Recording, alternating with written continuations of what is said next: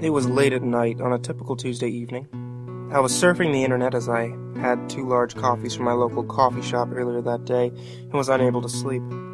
After watching pointless YouTube video after YouTube video, I came across a strange title in the related videos bar. None of the characters were of the English language, however, the shapes of the characters seemed to resemble words, although I couldn't quite decipher them. Curious, I clicked on the video.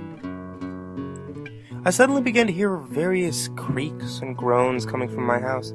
I whirled around and grabbed a nearby baseball bat, ready for a fatal battle. To my surprise, there was no intruders in the house, nor any signs of a forced entry. All the doors were also locked, figuring I was just going crazy. I shrugged my shoulders and lazily walked back to my room. I had spent a lot of money on a high-bandwidth connection, so I was perplexed that the video I'd clicked on had not loaded yet. I impatiently clicked on the video 4 more times in an attempt to bring it up. After what seemed like an eternity of waiting, the page finally loaded. The background was black, and it completely hid all the text except for the username of the uploader and the description, both in crimson red. The username of the uploader was Nightmare Slumber, and the description read as such. How ignorant of you. You are unaware of my demonic presence in your life. I will destroy everything you stand for. Worthless coward. I'm always watching you, and soon you will come to live with me. Forever. Figuring this was simply the idiocy of a 12-year-old, I did not heed the danger I was in. The video began with a picture of an abandoned mental asylum, later found out to be Denbigh Asylum.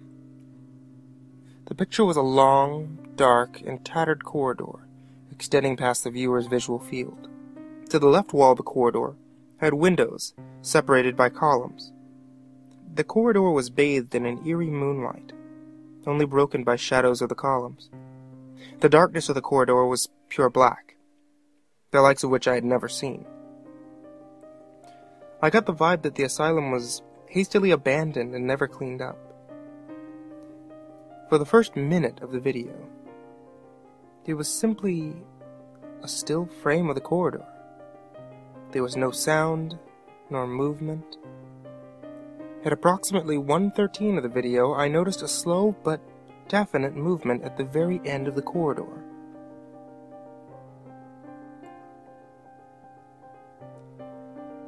It had a human stance, but walked very unusually, most noticeably with its head pointed straight at the ground. The creature accelerated steadily as the video progressed, eventually breaking into a full run. The creature ran headfirst into the camera, knocking it over. Simultaneously, I heard a very loud bang at the door. There was only one, and it sounded like someone had just run into the door. I jumped up and grabbed the bat again when I heard my computer make an error sound. The computer then went to a blue screen at that point, saying it shut down for safety reasons. The screen then proceeded to make note of the fact that an unknown hacker had obtained information about my whereabouts. My antivirus program ran a trace of the hacker's IP address and came back with a city in northern Wales. Specifically, the hack had been made from an abandoned mental asylum. Then the power went out. At this point, I became extremely intimidated. My eyes welled up with water as my breathing accelerated. I began to hear someone groaning in pain outside the door. I knew it was a mistake to go look, but I decided anyway. When I glanced through the peephole, there was nobody outside the door. I could still hear the groaning, though. No way in hell I was opening that door. I flew into a panic attack and immediately attempted to contact the police. However, I simply got a busy tone on both the landline and my cell phone. I ran back to my computer to see if I could hook it up to a generator to ask for help that way, when I noticed that the computer screen was still on. In giant, red text upon a black screen. It read, "Go to sleep." A piercing scream then rang out. It sounded like someone was dying. I raced up to the kitchen and drew 2 knives out of the drawer. This was real. This was actually happening. The screams grew louder and more desperate. Under the screams, I began to hear a faint but distinct, hysterical laughter. I ran around the house, trying to figure out what was going on. I then heard a sobbing coming from my closest near computer room. My skin ran cold as I grasped the doorknob. It was cold to the touch. I should have said something before opening the door, but I didn't have the common sense to do so. I whipped the door open to see a young girl. Dead. Bloody. Crumpled in a heap in my closet. Her stomach had been ripped open and her entrails pulled out. She was entirely naked and coated completely in blood. The wall suddenly as illuminated with red light. I noticed that something was written in blood on the wall. "You should have heeded the warning. Time to go to sleep." I whirled around and saw the figure in the video. Head down and everything. I froze in fear. With one sudden movement, almost as if I was watching a video that skipped a few frames, the figure twisted its head and looked up at me. Then everything went black.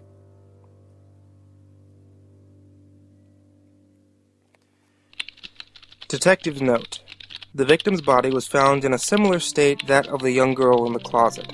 Despite numerous blood tests, we could not identify the girl.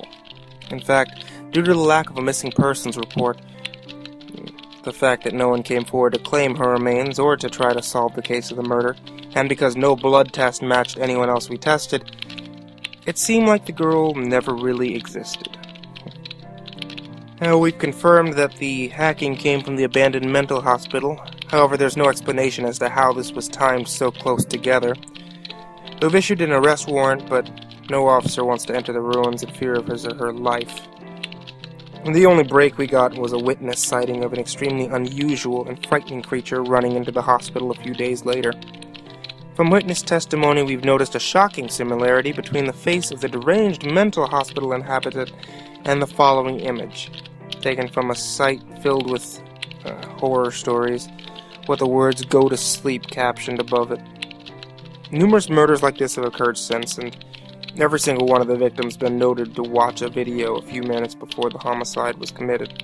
YouTube officials have still tried to remove the video. However, every moderator that tries ends up getting brutally murdered.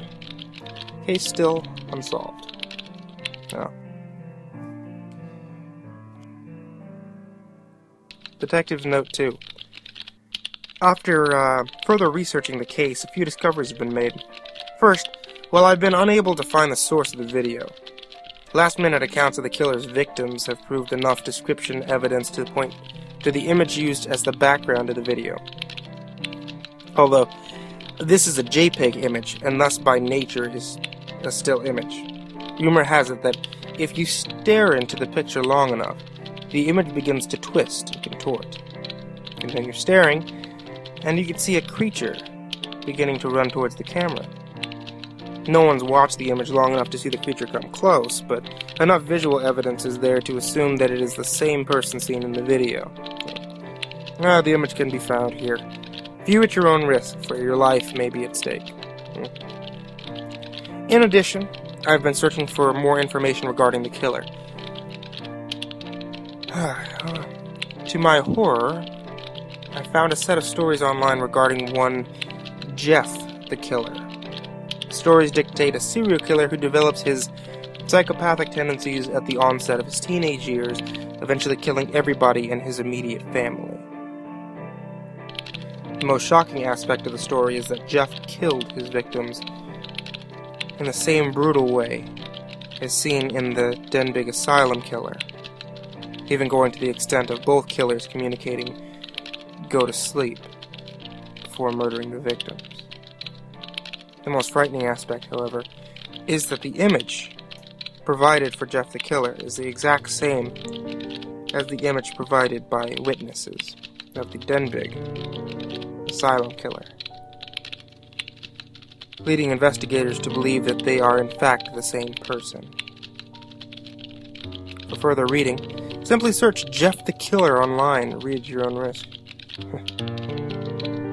The most terrifying fact of all, though, lies in my personal experience. After writing this report, I heard strange sounds throughout my home, figuring it was nothing.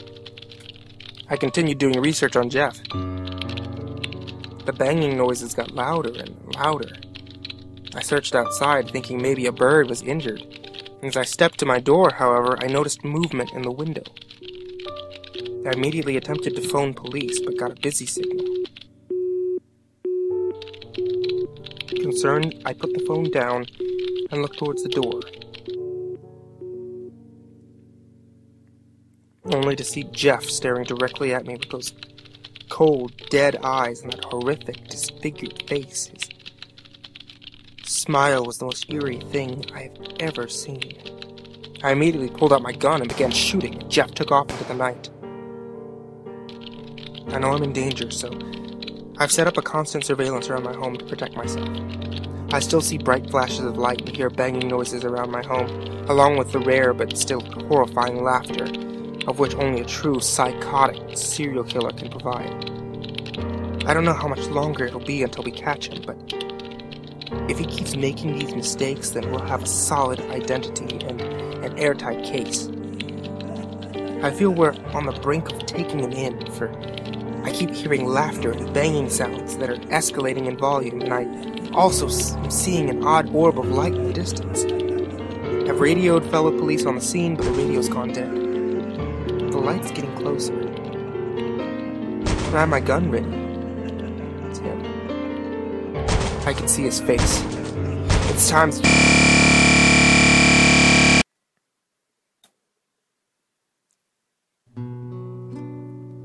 Hello, everyone.